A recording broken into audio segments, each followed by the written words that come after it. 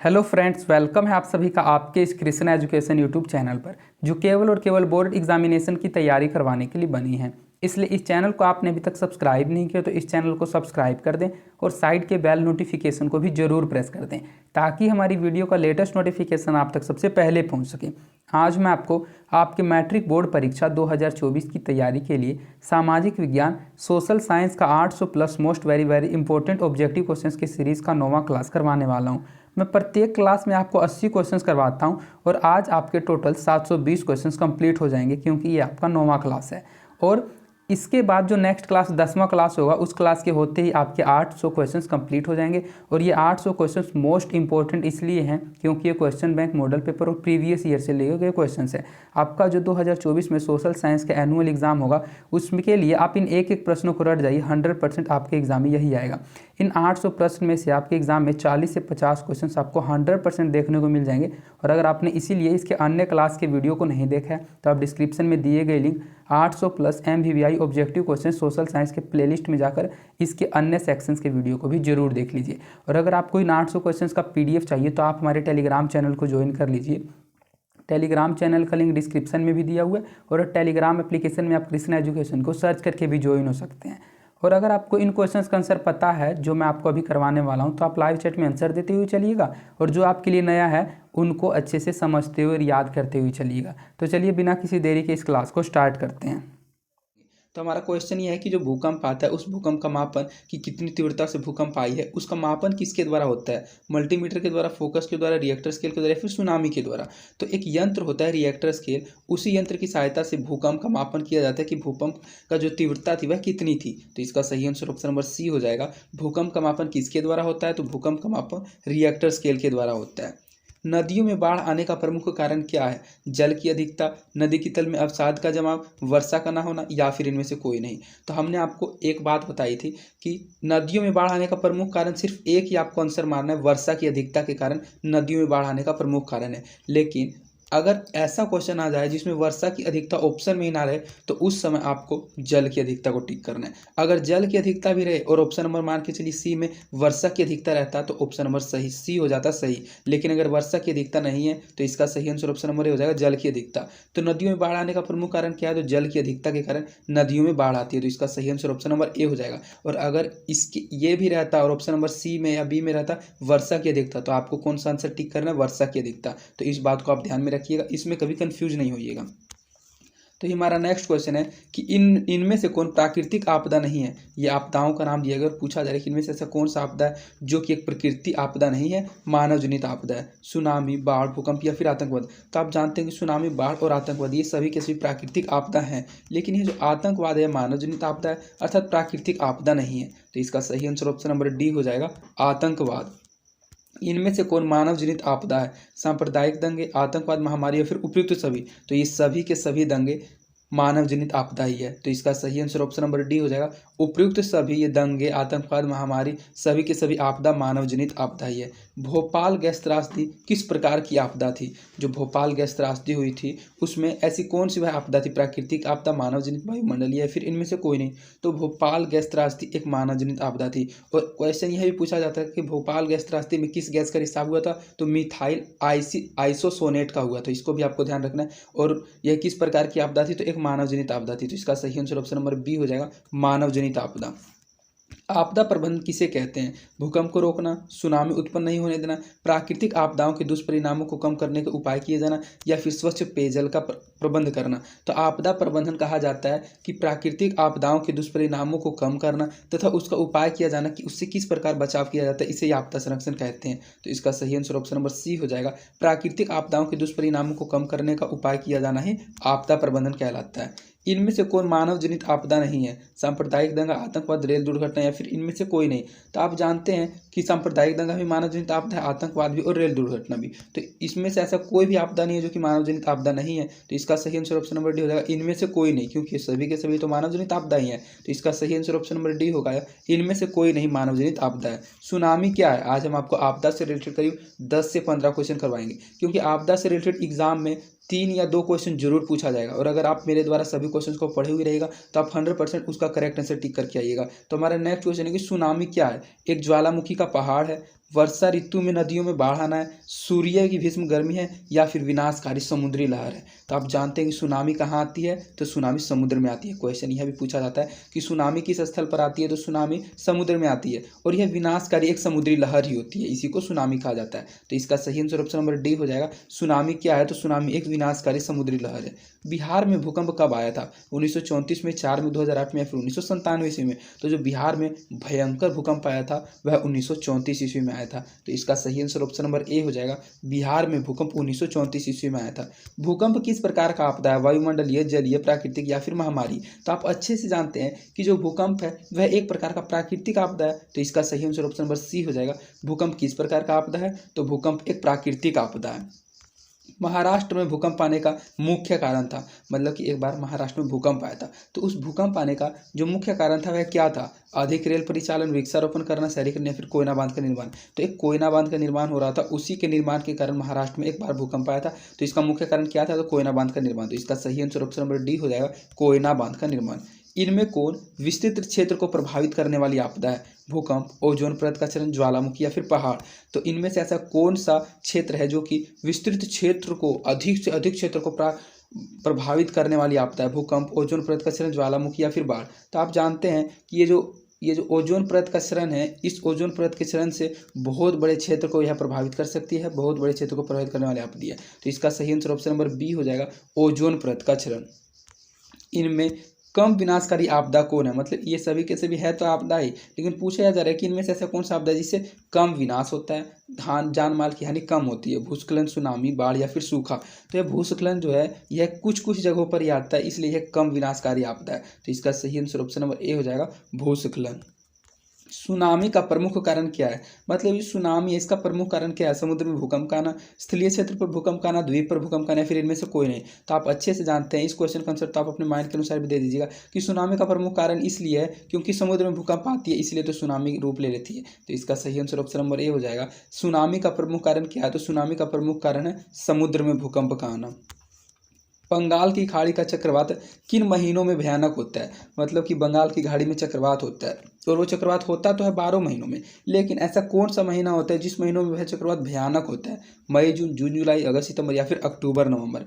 तो ये जो अक्टूबर नवंबर का मंथ रहता है, इसी महीने में बंगाल की खाड़ी की चक्रवात बहुत अधिक भयानक होता है। तो इसका सही आंसर ऑप्शन नंबर डी हो जाएगा, अक्टूबर नवंबर। इनमें कौन भारत का सूखा क्षेत्र माना जाता है, मतलब ये इनमें से ऐसा कौन सा क्षेत्र है जिस क्षेत्र को भारत का सूखा क्षेत्र माना जाता है, पूर्वी राजस्थान को, पूरा मध्य प्रदेश को, कर्नाटक का पठारी क्षेत्र, या फिर ये सभी। तो पूर्वी राजस्थान, पूरा मध्य प्रदेश, कर्नाटक का पठारी क्षेत्र, मतलब कि सभी के सभी क्षेत्र ऐसे क्षेत्र हैं जिसे भारत का सूखा क्षेत्र माना जाता है। तो इसका सही आंसर ऑप्शन नंबर डी हो जाएगा, ये सभी के सभी क्षेत्र। बाढ़ प्रबंधन में किस बात पर सबसे अधिक ध्यान देना चाहिए, नदी के जल को दूषित होने से बचाना चाहिए, नदी के दोनों ओर तटबंधों का निर्माण होना चाहिए, नदी पर मजबूत पुल बनाना चाहिए, या फिर नदी के दोनों ओर घनी बस्तियां बसाना चाहिए। तो आप अपने माइंड के अनुसार भी इस टाइप के क्वेश्चन का आंसर जरूर दे सकते हैं कि जब बाढ़ आती है और उस बाढ़ से बचने के लिए हम लोगों को किस बात पर अधिक ध्यान देना चाहिए। हम लोगों को नदियों के दोनों ओर तटबंधों का निर्माण करना चाहिए, क्योंकि नदी के दोनों ओर जब तटबंध रहेंगे तो वे बाढ़ का पानी हमारे गांव की, हमारे शहर की ओर आने ही नहीं देंगे, तो बाढ़ कैसे आएगा, बाढ़ से हानि कैसे होगी। तो इसमें जो अधिक ध्यान देने वाली बात है वह नदी के दोनों ओर तटबंधों का निर्माण होना। तो इसका सही आंसर ऑप्शन नंबर बी हो जाएगा, नदी के दोनों ओर तटबंधों का निर्माण होना।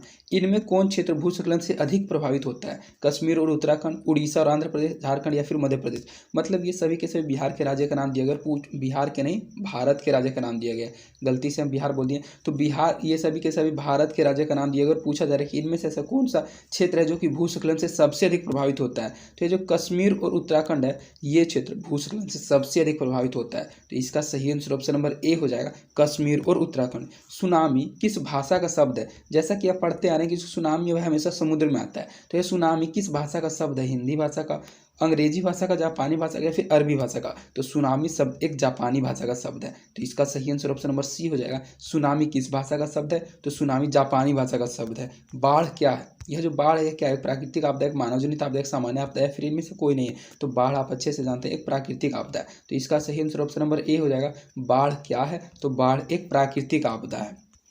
सूखे से बचाव का एक मुख्य तरीका है वर्षा जल संग्रहण करना, नदियों को आपस में जोड़ देना, बाढ़ की स्थिति उत्पन्न करना, या फिर इनमें से कोई नहीं। तो अगर आप सूखे से बचाव को करना चाहते हैं, सूखा से बचना चाहते हैं, तो इसका एक मुख्य तरीका यही है कि वर्षा जल को संग्रह करके रखिए, मतलब कि वर्षा जल संग्रह करना। तो इसका सही आंसर ऑप्शन नंबर ए हो जाएगा। सूखे से बचाव का एक मुख्य तरीका वर्षा जल संग्रहण करना है। बिहार का कौन सा क्षेत्र बाढ़ग्रस्त क्षेत्र है? पूर्वी बिहार, दक्षिणी बिहार, पश्चिमी बिहार, फिर उत्तरी बिहार। तो बिहार में जो उत्तरी बिहार वाला क्षेत्र है उसमें हमेशा ही वह बाढ़ग्रस्त क्षेत्र माना जाता है। तो इसका सही आंसर ऑप्शन नंबर डी हो जाएगा। बिहार का उत्तरी बिहार वाला क्षेत्र बाढ़ग्रस्त क्षेत्र है। निम्नलिखित में से किस नदी को बिहार का शोक कहा जाता है? यह क्वेश्चन मोस्ट इंपोर्टेंट क्वेश्चन है, बोर्ड एग्जाम में 100% पूछा जाएगा कि ऐसा कौन सा नदी है जिस नदी को बिहार का शोक कहा जाता है। और एक क्वेश्चन यह पूछा जाता है कि बंगाल का शोक किस नदी को कहा जाता है? तो बंगाल का शोक दामोदर नदी को कहा जाता है और बिहार का शोक हमेशा कोसी नदी को कहा जाता है। कोसी नदी का उद्गम स्थल नेपाल से है और जब वह नदी आती है तो वह उत्तरी बिहार को पूरा अपने चपेट में ले लेती है और पूरा बाढ़ से भर देती है उत्तरी बिहार को। तो मतलब उसे बिहार का शोक इसलिए कहा जाता है क्योंकि जब उस नदी में बाढ़ आती है तो वह बहुत सारे जान माल को हानि पहुंचाती है, इसलिए उसे बिहार का शोक कहा जाता है। तो इसका सही आंसर ऑप्शन नंबर सी हो जाएगा, कोसी। बिहार का शोक कहा जाता है कोसी नदी को और बंगाल का शोक कहा जाता है दामोदर नदी को। दोनों का आप अच्छे से याद रखिएगा। तो हमारा नेक्स्ट क्वेश्चन है कि सूखे के लिए जिम्मेवार कारक है बाढ़, भूकंप, वर्षा की कमी या फिर ज्वालामुखी विस्फोट। मतलब जब सूखा पड़ जाता है, सुखाड़ आ जाता है, तो सुखाड़ के आने का प्रमुख कारण क्या है, उसके लिए जिम्मेवार कारक क्या है? तो सूखा आने का मतलब कि जब वर्षा नहीं होगी, वर्षा की कमी हो जाएगी, तो वर्षा की कमी के कारण तो सूखा आएगा। बाढ़, भूकंप और ज्वालामुखी विस्फोट का इसमें क्या लेना देना है? तो इसका सही आंसर ऑप्शन नंबर सी हो जाएगा। सूखे के लिए जिम्मेवार कारक है वर्षा की कमी। तो इसका सही आंसर ऑप्शन नंबर सी हो जाएगा, वर्षा की कमी। कुशहा तटबंध किस नदी पर है? ये एक तटबंध का नाम है कुशहा तटबंध और पूछा यह जा रहा है कि ये किस नदी पर बना हुआ है? गंडक नदी पर, कोसी नदी पर, दामोदर नदी पर, गंगा नदी पर। तो बिहार का शोक किस नदी को कहा जाता है? तो कोसी नदी को। और कोसी नदी के बाढ़ से ही बचने के लिए एक कुशहा तटबंध का निर्माण किया गया। तो इसका सही आंसर ऑप्शन नंबर बी हो जाएगा, कोसी नदी पर। और अगर आपने अभी तक इस चैनल को सब्सक्राइब नहीं किया तो रेड बटन को प्रेस करके चैनल को जरूर सब्सक्राइब कर दें ताकि आगे भी आपको ऐसी लेटेस्ट वीडियो की नोटिफिकेशन मिलती रहे। तो हमारा नेक्स्ट क्वेश्चन है कि यह जो बाखड़ा नांगल बांध है यह किस नदी पर है? नर्मदा नदी पर, कृष्णा नदी पर, कावेरी नदी पर। कावरा नहीं, कावेरी होना चाहिए क्योंकि कावरा तो कोई नदी का नाम ही नहीं होता है। और सतलज नदी। तो आप अच्छे से जानते हैं, हमने इस क्वेश्चन को बहुत बार पढ़ा है कि जो बाखड़ा नांगल बांध है वह किस नदी पर है? तो बाखड़ा नांगल बांध सतलज नदी पर बनाया गया। तो इसका सही आंसर ऑप्शन नंबर डी हो जाएगा। बाखड़ा नांगल बांध किस नदी पर है? तो बाखड़ा नांगल बांध सतलज नदी पर है। निम्नलिखित में से किस क्षेत्र के जाड़े के दिनों में बाढ़ से ग्रस्त होने की आशंका है? मतलब इनमें से ऐसा कौन सा क्षेत्र है जिस क्षेत्र के जाड़े के दिनों में बाढ़ से ग्रस्त होने की आशंका है? केरल, तमिलनाडु, बिहार या फिर असम। तो जो तमिलनाडु क्षेत्र है, इस तमिलनाडु के क्षेत्र में जाड़े के दिनों में बाढ़ से ग्रस्त होने की आशंका है। तो इसका सही आंसर ऑप्शन नंबर बी हो जाएगा, तमिलनाडु क्षेत्र में।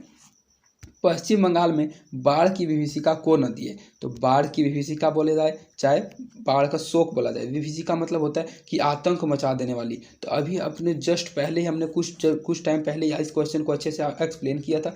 आप 100% इसका आंसर दे सकते हैं, बस माइंड लगाइए और जल्दी से आंसर टाइप कीजिए। हमने आपको बताया था कि बिहार का शोक किस नदी को कहा जाता है? तो कोसी नदी को। तो बाढ़ की विभीषिका मतलब पूछा यही जा रहा है कि पश्चिम बंगाल का शोक किस नदी को कहा जाता है? दामोदर को, महानदी को, गंगा को, फिर कोसी को। तो कोसी तो कहा जाता है बिहार को शोक को। तो हमने आपको उसी टाइम बताया था कि पश्चिम बंगाल का शोक कहा जाता है दामोदर नदी को। तो इसका सही आंसर ऑप्शन नंबर ए हो जाएगा, दामोदर नदी को ही पश्चिम बंगाल में बाढ़ की विभीषिका वाली नदी मानी जाती है। बिहार की बड़ी त्रासदियों में से एक है भूस्खलन, चक्रवात, बाढ़ या फिर सुखाड़।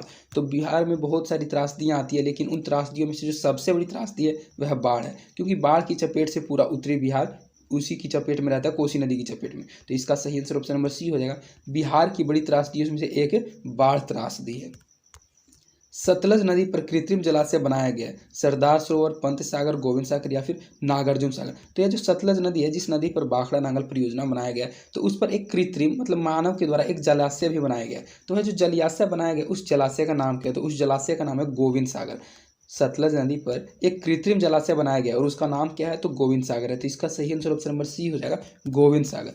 सूखा, सुखाड़ किस प्रकार की आपदा है? एक प्राकृतिक आपदा है, मानवीय आपदा है, सामान्य आपदा है, फिर इनमें से कोई नहीं है। तो आप अच्छे से जानते हैं कि सुखाड़, सूखा ये सब प्रकृति की देन है, मतलब प्राकृतिक आपदा है। तो इसका सही आंसर ऑप्शन नंबर ए हो जाएगा, प्राकृतिक आपदा है। कृषि सुखाड़ होता है, जो हमारा कृषि है, जो लोग हम खेती करते हैं उसमें सुखाड़ आने का कारण क्या है? जल के अभाव में कृषि सुखाड़ हो जाती है, मिट्टी की नमी के अभाव में, मिट्टी की क्षय होने के कारण, फिर मिट्टी की लवणता के कारण। तो मतलब जब जल ही हम नहीं देंगे खेतों में तो कृषि तो सुखाड़ होगी ही। तो इसका सही आंसर ऑप्शन नंबर ए हो जाएगा, कृषि सुखाड़ होता है जल के अभाव में।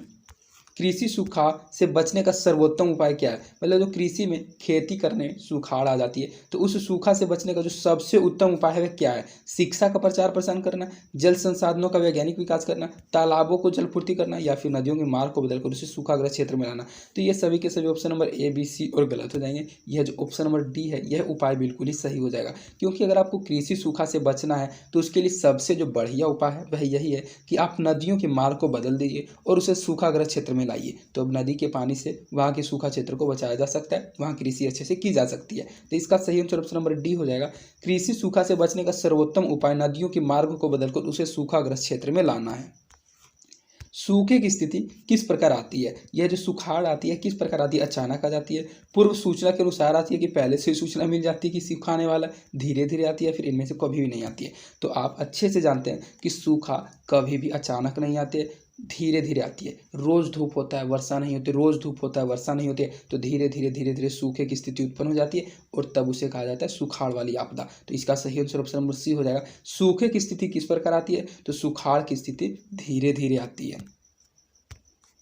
इसके बाद आपका नेक्स्ट क्वेश्चन है कि निम्नलिखित में से कौन राज्य सूखे से सर्वाधिक ग्रस्त रहता है। मतलब भारत के राज्य का नाम दिया गया और पूछा यह जा रहा है कि इन राज्यों में से ऐसा कौन सा राज्य है जो कि सबसे अधिक सूखा से ग्रस्त रहता है। पंजाब, उत्तराखंड, बिहार या फिर गुजरात। तो यह जो गुजरात राज्य है यह सूखा से सबसे अधिक ग्रस्त रहता है। यहाँ अधिकतर समय तक सूखा ही रहता है, सुखाड़ ही रहता है। तो इसका सही आंसर ऑप्शन नंबर डी हो जाएगा। गुजरात राज्य सूखे से सर्वाधिक ग्रस्त रहता है। बिहार में कितनी जमीन पर बहुउद्देशीय सामुदायिक भवन निर्माण की योजना है। 4000 वर्ग फीट पर, 40,000 वर्ग फीट, 400 वर्ग फीट या फिर 4 वर्ग फीट। तो बिहार में ऐसा कितना जमीन है जिस पर बहुउद्देशीय सामुदायिक भवन निर्माण की योजना है, तो वैसा 4000 वर्ग फीट जमीन है। तो इसका सही आंसर ऑप्शन नंबर ए हो जाएगा। बिहार के 4000 वर्ग फीट जमीन पर बहुउद्देशीय सामुदायिक भवन के निर्माण की योजना है। तो इसका सही आंसर ऑप्शन नंबर ए हो जाएगा 4000 वर्ग फीट। बिहार के कितने जिलों में आपात कार्रवाई केंद्र स्थापित करने की योजना है। तो सबसे पहले तो आपको यह पता रहना चाहिए कि बिहार में कुल कितने जिले हैं। तो बिहार में 38 जिले हैं और पूछा जा रहा है कि बिहार में कुल कितने जिले आपात कार्रवाई केंद्र स्थापित करने की योजना। 38, 30, 15 या फिर 7। तो बिहार के सभी जिलों को विकसित करना है, बिहार के सभी जिलों को आगे बढ़ाना है। तो मतलब कि सभी के सभी जिलों में आपात कार्रवाई केंद्र स्थापित करने की योजना है। तो इसका सही आंसर ऑप्शन नंबर ए हो जाएगा। बिहार के 38 जिलों में आपात कार्रवाई मतलब आपातकाल में जो कार्रवाई होती है उन कार्रवाई केंद्र को स्थापित करने की योजना है। तो इसका सही आंसर ऑप्शन नंबर ए हो जाएगा 38। नदी के जल संग्रहण क्षेत्रों में वृक्षों के रहने से क्या लाभ होता है। जलावन की लकड़ी प्राप्त होती है, पशुओं को चारा मिलता है, प्राकृतिक सौंदर्य बढ़ता है या फिर बादल आकर्षित होते हैं, वर्षा की संभावना बढ़ती है। तो नदी के जल क्षेत्र में वृक्षों के रहने से सिर्फ यही लाभ होता है कि बादल आकर्षित होते हैं और वर्षा की संभावना बढ़ती है। इसीलिए तो कहा जाता है पेड़ लगाओ पेड़ बचाओ। तो इसका सही आंसर ऑप्शन नंबर डी हो जाएगा। बादल आकर्षित होते हैं और वर्षा की संभावना बढ़ती है। आपदा प्रबंधन एक प्रमुख घटक कौन है। स्थानीय प्रशासन, स्वयंसेवी संगठन, गांव मोहल्ले के लोग या फिर ये सभी। तो आपदा प्रबंधन का जो प्रमुख गठन ये सभी के सभी है। स्थानीय प्रशासन भी आपदा प्रबंधन का घटक है, स्वयंसेवी संगठन भी और गांव मोहल्ले के लोग भी है। तो इसका सही आंसर ऑप्शन नंबर डी हो जाएगा। ये सभी के सभी आपदा प्रबंधन के प्रमुख घटक माने जाते हैं।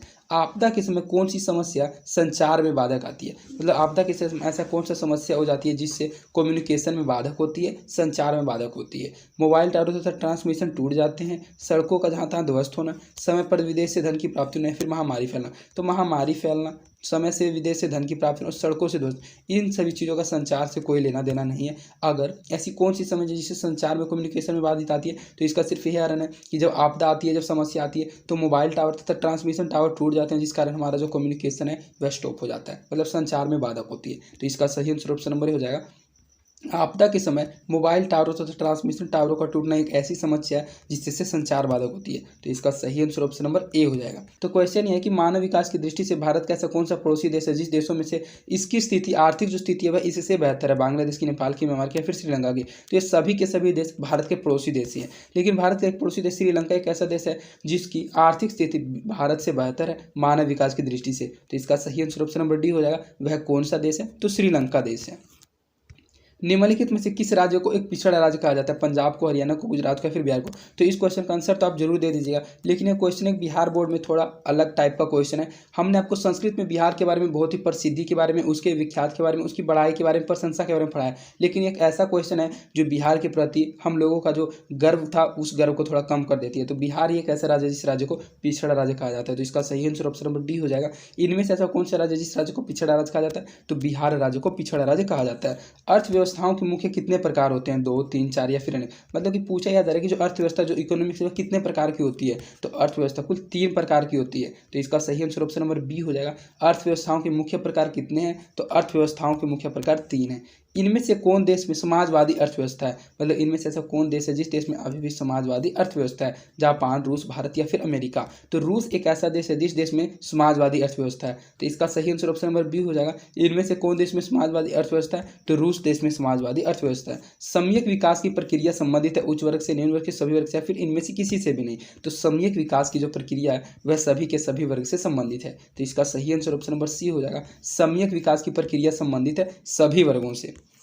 भारत में नीति आयोग की स्थापना हुई थी। तो एक क्वेश्चन हमने आपको पढ़ाया था कि भारत में योजना आयोग की स्थापना कब हुई थी। दोनों क्वेश्चन में डिफरेंस है, आपको अच्छे से याद रखना है कि भारत में योजना आयोग की स्थापना 1950 ईस्वी में हुई थी और नीति आयोग की कब हुई थी, क्या 2005 या फिर 2015 ईस्वी में। तो नीति आयोग की स्थापना भारत में 2015 ईस्वी में हुई थी। और अगर क्वेश्चन में पूछा जाए योजना आयोग की स्थापना कब हुई थी, तो योजना आयोग की 1950 हुई थी। तो एक क्वेश्चन में हमने को 2 क्वेश्चन बता दिए, दोनों क्वेश्चन मोस्ट इंपॉर्टेंट क्वेश्चन है, दोनों का आपको से याद रखना है कि भारत में योजना आयोग की स्थापना 1950 में हुई थी और भारत में नीति आयोग की स्थापना 2015 में हुई है। तो इसका सही आंसर ऑप्शन नंबर डी हो जाएगा 2015 ईस्वी में।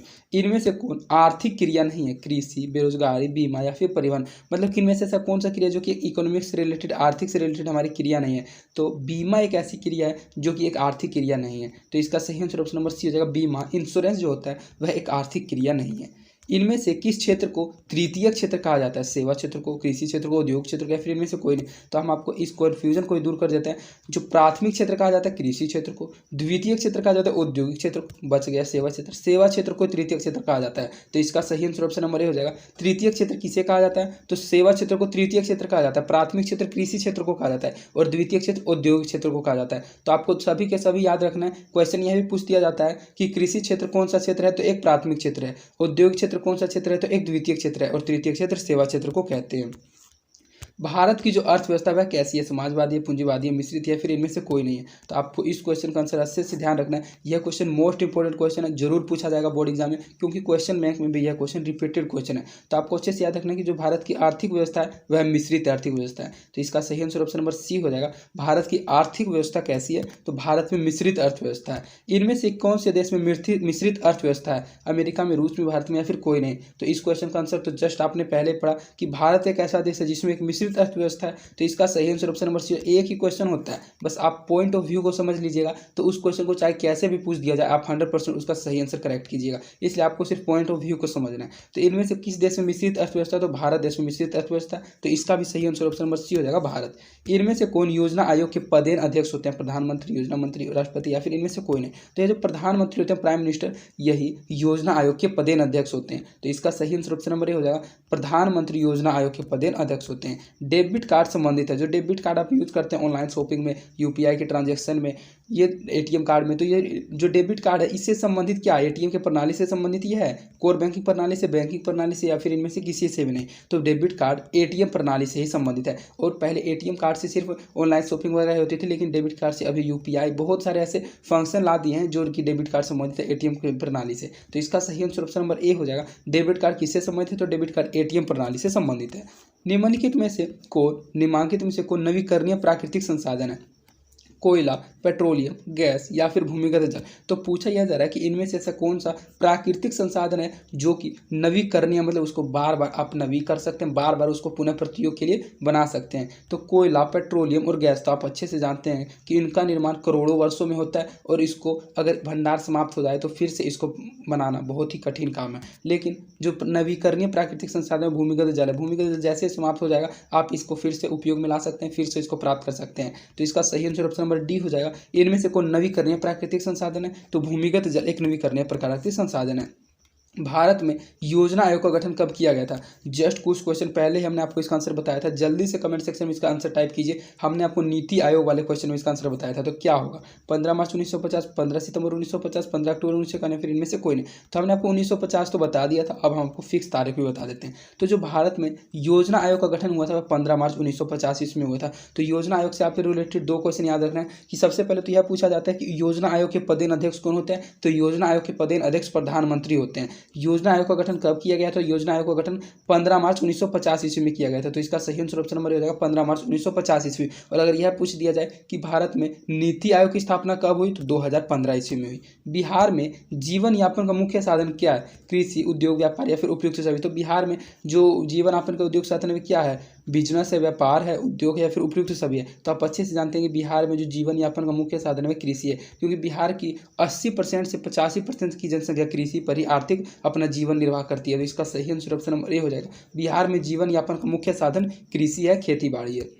देश में सब्जी के उत्पादन में बिहार का स्थान है, मतलब पूरे देश में, पूरे भारत देश में जो सब्जी का उत्पादन होता है उस सब्जी के उत्पादन में बिहार का स्थान किस स्थान पर है? पहले स्थान पर, दूसरे स्थान पर, तीसरे या फिर चौथे स्थान पर। तो देश में सब्जी के उत्पादन में बिहार का स्थान दूसरे नंबर पर है। तो इसका सही आंसर ऑप्शन नंबर बी हो जाएगा, दूसरे स्थान पर। भारत के पड़ोसी देशों में से किस देश की प्रति व्यक्ति आय सबसे अधिक है? पाकिस्तान की, बांग्लादेश की, श्रीलंका की या फिर नेपाल की। तो इस क्वेश्चन को लगता है कुछ क्वेश्चन हमने आपको पहले पढ़ा था। फर्स्ट क्वेश्चन इस क्लास का यही था कि भारत का ऐसा कौन सा पड़ोसी देश है जो कि मानव विकास की दृष्टि से भारत से अधिक बेहतर माना जाता है, मतलब उस देश की प्रति व्यक्ति आय सबसे अधिक है। तो भारत का एक पड़ोसी देश श्रीलंका है और उसी देश की प्रति व्यक्ति आय सबसे अधिक है। तो इसका सही आंसर ऑप्शन नंबर सी हो जाएगा, श्रीलंका देश की। निम्न में से किसे प्राथमिक क्षेत्र भी कहा जाता है? इस क्वेश्चन को जस्ट पहले हमने आपको बताया था। इसका जल्दी से कमेंट सेक्शन में आंसर टाइप कीजिए। सिर्फ आपको पॉइंट ऑफ व्यू को समझना है कि प्राथमिक क्षेत्र किसे कहा जाता है? सेवा क्षेत्र को, कृषि क्षेत्र को, औद्योगिक क्षेत्र को या फिर इनमें से कोई नहीं। तो हमने आपको बताया था कि प्राथमिक क्षेत्र कहा जाता है कृषि क्षेत्र को, औद्योगिक क्षेत्र कहा जाता है, द्वितीय क्षेत्र किसे कहा जाता है? तो औद्योगिक क्षेत्र को, और तृतीय क्षेत्र किसे कहा जाता है? तो सेवा क्षेत्र को। तो आपको तीनों क्षेत्रों को याद रखना है।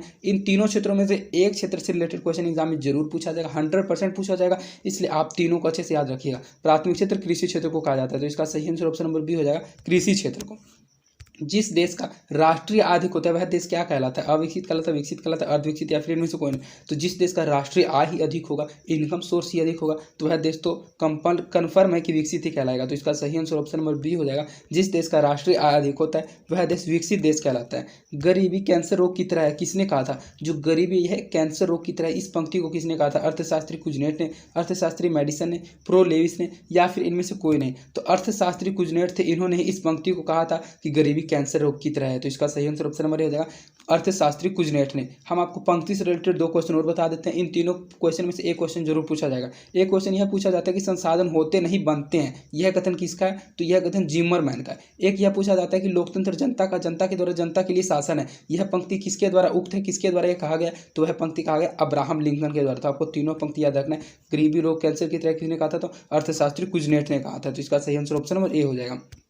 किस क्षेत्र को द्वितीय क्षेत्र कहा जाता है? सेवा क्षेत्र को, कृषि क्षेत्र को, उद्योग क्षेत्र को या फिर इनमें से किसी भी क्षेत्र को नहीं। तो हमने आपको जस्ट कुछ क्वेश्चन पहले ही बताया था कि आपका क्षेत्र से रिलेटेड एग्जाम में एक क्वेश्चन कन्फर्म है कि पूछा ही जाएगा। आपने कुछ क्वेश्चन पहले पढ़ा, प्राथमिक क्षेत्र किसे कहा जाता है? तो कृषि क्षेत्र को। द्वितीय क्षेत्र किसे कहा जाता है? तो उद्योग क्षेत्र को। और तृतीय क्षेत्र किसे कहा जाता है? तो सेवा क्षेत्र को। तो इसमें पूछा जा रहा है द्वितीय क्षेत्र, तो इसका सही आंसर ऑप्शन नंबर सी हो जाएगा। किस क्षेत्र को द्वितीय क्षेत्र कहा जाता है? तो उद्योग क्षेत्र को द्वितीय क्षेत्र कहा जाता है। 11वीं पंचवर्षीय योजना की अवधि क्या थी? 2008 से 13, 6 से 11, 9 से 14 या फिर 7 से 12। तो जो 11वीं पंचवर्षीय की योजना थी वह 2007 से 2012 ईस्वी तक की थी। तो इसका सही आंसर ऑप्शन नंबर डी हो जाएगा। 11वीं पंचवर्षीय योजना की अवधि 2007 से 2012 तक की थी। आर्थिक विकास और गैर आर्थिक कारक कौन है? प्राकृतिक संसाधन, सामाजिक संस्थाएं, तकनीकी विकास या फिर मानवीय संसाधन। तो ये जो सामाजिक संस्थाएं होती हैं, यही सामाजिक संस्थाएं आर्थिक विकास और गैर आर्थिक कारक भी होती है। तो इसका सही आंसर ऑप्शन नंबर बी हो जाएगा, सामाजिक संस्थाएं। जीवन की भौतिक गुणवत्ता का सूचक है, मतलब कि जीवन की जो भौतिक गुणवत्ता का सूचक है वह क्या है? जीवन प्रत्याशा, शिशु मृत्यु दर, मौलिक साक्षरता या फिर ये सभी। तो ये सभी के सभी ही जीवन की भौतिक गुणवत्ता का सूचक है। तो इसका सही आंसर ऑप्शन नंबर डी हो जाएगा, ये सभी के सभी। अत्यधिक जनसंख्या वृद्धि से आर्थिक क्षेत्र की गति तीव्र हो जाती है, सामान्य हो जाती है, मंद रहती है या फिर कुछ भी नहीं होता है। तो आप अच्छे से जानते हैं कि जब अत्यधिक जनसंख्या की वृद्धि होती है तो उससे जो आर्थिक विकास की गति होती है वह मंद हो जाती है, स्लो हो जाती है, धीरे हो जाती है। तो इसका सही आंसर ऑप्शन नंबर सी हो जाएगा। अत्यधिक जनसंख्या की वृद्धि से आर्थिक क्षेत्र में जो विकास की गति होती है वह मंद हो जाती है। एक अर्थव्यवस्था का सृजन होता है प्राकृतिक संसाधनों से, भौतिक संसाधनों से, मानवीय संसाधनों या फिर इनमें से सभी संसाधनों से। तो एक अर्थव्यवस्था को जो सृजन होता है वह प्राकृतिक संसाधनों से भी होता है, भौतिक संसाधनों से भी और मानवीय संसाधनों से भी। तो इसका सही आंसर ऑप्शन नंबर डी हो जाएगा। इनमें से सभी के सभी संसाधनों से एक अर्थव्यवस्था का सृजन होता है, निर्माण होता है। राष्ट्रीय विकास परिषद का गठन हुआ था 1951 में, 52 में, 54 में या फिर 1956 ईस्वी में। तो यह क्वेश्चन मोस्ट इंपॉर्टेंट क्वेश्चन है, 100% बोर्ड एग्जाम में पूछे जाने की संभावना है कि जो राष्ट्रीय विकास परिषद का गठन होता है वह कब हुआ था? तो 1952 ईस्वी में हुआ था। तो इसका सही आंसर ऑप्शन नंबर बी हो जाएगा। राष्ट्रीय विकास परिषद का गठन 1952 ईस्वी में हुआ था। किस अर्थव्यवस्था में उत्पादन के सभी साधनों पर किसी व्यक्ति की किसी निजी संस्था का अधिकार रहता है? पूंजीवादी अर्थव्यवस्था में, समाजवादी अर्थव्यवस्था में, मिश्रित अर्थव्यवस्था में, या फिर इनमें से कोई नहीं। तो ऐसा कौन सा अर्थव्यवस्था जिसमें उत्पादन के साधनों पर किसी व्यक्ति या निजी संस्था का अधिकार रहता है? तो वह पूंजीवादी अर्थव्यवस्था होती है। तो इसका सही आंसर ऑप्शन नंबर ए हो जाएगा। पूंजीवादी अर्थव्यवस्था में भारत का प्रथम पंचवर्षीय योजना का कार्यकाल था। इससे पहले आपने पढ़ा कि भारत में 11वीं पंचवर्षीय योजना कब से कब तक थी? तो 2007 से 12 तक की थी। तो भारत में जो सबसे पहला पंचवर्षीय योजना का कार्यकाल था, प्रथम पंचवर्षीय योजना का कार्यकाल था, वह कब से कब था? 50 से 55, 51 से 56, 52 से 57, या फिर 1954 से 1959 ईस्वी तक। तो भारत की जो प्रथम पंचवर्षीय योजना थी उसका जो कार्यकाल था वह 1951 ईस्वी से 1956 ईस्वी तक का था। तो इसका सही आंसर ऑप्शन नंबर बी हो जाएगा, 1951 से 1956 तक। एक समाजवादी अर्थव्यवस्था में सर्वाधिक बल दिया जाता है आर्थिक स्वतंत्रता पर, अधिकतम लाभ अर्जित करने पर, उत्पादन कुशलता पर, या फिर लोक कल्याण पर। तो जो एक समाजवादी अर्थव्यवस्था, उस समाज अर्थव्यवस्था में सबसे अधिक बल दिया जाता है लोक कल्याण पर, सभी लोगों की भलाई पर, सभी लोगों के कल्याण पर। तो इसका सही आंसर ऑप्शन नंबर डी हो जाएगा। एक समाजवादी अर्थव्यवस्था में सबसे अधिक बल दिया जाता है लोक कल्याण पर। निम्नलिखित में से कौन मिश्रित अर्थव्यवस्था की विशेषता है? मतलब इनमें से मिश्रित अर्थव्यवस्था वाले देश की क्या विशेषता है? निजी क्षेत्र, सार्वजनिक क्षेत्र, एवं दोनों, या फिर इनमें से कोई नहीं। तो इनमें से ऐसा कौन सा मिश्रित अर्थव्यवस्था की विशेषता है? तो मिश्रित अर्थव्यवस्था की विशेषता निजी क्षेत्र भी और सार्वजनिक क्षेत्र भी है। तो इसका सही आंसर ऑप्शन नंबर सी हो जाएगा, ए एवं बी दोनों। बिहार एक राज्य है। जो बिहार एक ऐसा राज्य है, उद्योग प्रधान है, पशुपालन प्रधान है, खनिज प्रधान है, फिर कृषि प्रधान है। तो कुछ क्वेश्चन पहले ही हमने आपको बताया था, बस क्वेश्चन के आपको पॉइंट ऑफ व्यू को समझना। एक ही क्वेश्चन को घुमा फिरा के 3 क्वेश्चन में कन्वर्ट कर दिया जाता है। तो बिहार एक कैसा राज्य है? तो हमने आपको बताया कि बिहार एक कृषि प्रधान राज्य है। बिहार की अधिकतर जनसंख्या कृषि कार्य से ही अपना जीवन निर्वाह करती है। तो इसका सही आंसर ऑप्शन नंबर डी हो जाएगा। बिहार एक कैसा राज्य है? तो बिहार एक कृषि प्रधान राज्य है। स्वतंत्रता प्राप्ति के बाद भारत का मुख्य आर्थिक उद्देश्य क्या था? तीव्र आर्थिक विकास करना, उत्पादक रोजगार सृजन करना, निर्धनता निवारण, या फिर उपयुक्त सभी के सभी। तो स्वतंत्रता प्राप्ति के बाद जो भारत का मुख्य आर्थिक उद्देश्य था वे तीनों के तीनों थे। तो इसका सही आंसर ऑप्शन नंबर डी हो जाएगा। उपयुक्त सभी के सभी कारक ही लोकतंत्र में स्वतंत्रता प्राप्ति के बाद भारत का मुख्य आर्थिक उद्देश्य है। बिहार के आर्थिक पिछड़ेपन का प्रमुख कारण क्या है? जनसंख्या में तीव्र वृद्धि, कृषि पर अत्यधिक जनभार, बाढ़ एवं सूखा का प्रकोप, या फिर उपयुक्त सभी। तो बिहार को पिछड़ापन इसलिए है, बिहार को पिछड़ा राज्य इसलिए कहा जाता है क्योंकि इसलिए पिछड़ेपन का प्रमुख कारण जनसंख्या में तेजी से वृद्धि भी है, कृषि पर अत्यधिक जनभार भी है, मतलब अधिक से अधिक लोग कृषि कार्य को करती है, कोई उद्योग और बिजनेस नहीं करना चाहता है। बाढ़ एवं सूखा का प्रकोप भी है क्योंकि बिहार का शो किसे कहा जाता है? कोसी नदी को। उन नदियों के कारण वहाँ के जान माल की फसलों की हानि होती है। तो इसका सही आंसर ऑप्शन नंबर डी हो जाएगा, उपयुक्त सभी। ये सभी के सभी कारण ही बिहार के पिछड़ेपन का प्रमुख कारण है। तो इसका भी सही आंसर ऑप्शन नंबर डी हो जाएगा, उपयुक्त सभी। आर्थिक विकास की माप के लिए सबसे उपयुक्त सूचकांक है राजकीय आय, प्रति व्यक्ति आय, राजनीतिक स्थायित्व, या फिर इनमें से कोई नहीं। तो आर्थिक विकास की माप के लिए ही प्रति व्यक्ति आय किया जाता है, वही एक उपयुक्त सूचकांक है। तो इसका सही आंसर ऑप्शन नंबर बी हो जाएगा, प्रति व्यक्ति आय। बिहार के जमशेदपुर में लोहा एवं इस्पात के कारखाने की स्थापना हुई थी 1901 में, 5 में, 7 में, या फिर 1912 ईस्वी में। तो लोहा एवं इस्पात कारखाना को शॉर्ट फॉर्म में कहा जाता है TISCO, Tata iron and steel company. तो उसमें जो कारखाने की स्थापना हुई थी वह 1907 ईस्वी में हुई थी। तो इसका सही आंसर ऑप्शन नंबर सी हो जाएगा, 1907 ईस्वी में। निम्नलिखित में से कौन सा देश विकसित अर्थव्यवस्था का उदाहरण है? अमेरिका, श्रीलंका, भारत, या फिर इंडोनेशिया। तो आप अच्छे से जानते हैं कि भारत तो एक विकासशील देश अर्थव्यवस्था का उदाहरण है, लेकिन अमेरिका एक ऐसा देश है जो एक विकसित अर्थव्यवस्था का उदाहरण है। विकसित देश कहलाता है अमेरिका। तो इसका सही आंसर ऑप्शन नंबर ए हो जाएगा, अमेरिका। अविकसित देशों में कार्यशील जनसंख्या का जो अधिकांश भाग होता है किसमें में संलग्न रहता है? प्राथमिक क्षेत्र में, उद्योग क्षेत्र में, सेवा क्षेत्र में, या फिर इनमें से कोई नहीं। तो जिस क्षेत्र में प्राथमिक क्षेत्र पर अधिक जनसंख्या निर्भर रहती है वही अविकसित देश रहता है। जैसे कि आप बिहार को उदाहरण में लीजिए, बिहार की अधिक से अधिक जनसंख्या कृषि क्षेत्र में लगी रहती है, कृषि क्षेत्र से वह अपना जीवन निर्वाह करना चाहती है, इसलिए तो बिहार पिछड़ा राज्य है। इसका कहना यही है कि जिस देश की कार्यशील जनसंख्या सबसे अधिकांश भाग जो संलग्न रहेगी कृषि क्षेत्र में, प्राथमिक क्षेत्र में, वह अविकसित देश कहलाएगी। तो इसका सही आंसर ऑप्शन नंबर ए हो जाएगा, प्राथमिक क्षेत्र में, क्योंकि जो फसल होता है, जो कृषि होता है, उससे ज़्यादा कोई खाने को सिर्फ हो जाता है, उससे किसी प्रकार का कोई बिजनेस नहीं हो सकता है, उससे किसी प्रकार का कोई आप बिजनेस नहीं खड़ा कर सकते हैं, पैसे को नहीं जमा कर सकते हैं। लेकिन जो बिजनेस होता है, जो व्यापार होता है, जो उद्योग होता है, उससे आप अपनी आर्थिक व्यवस्था को सुधार सकते हैं। तो हमारा नेक्स्ट क्वेश्चन है कि बिहार में किस प्रकार की फसलों का उत्पादन होता है? खाद्य फसलें, व्यावसायिक फसलें, एवं दोनों, फिर इनमें से कोई नहीं।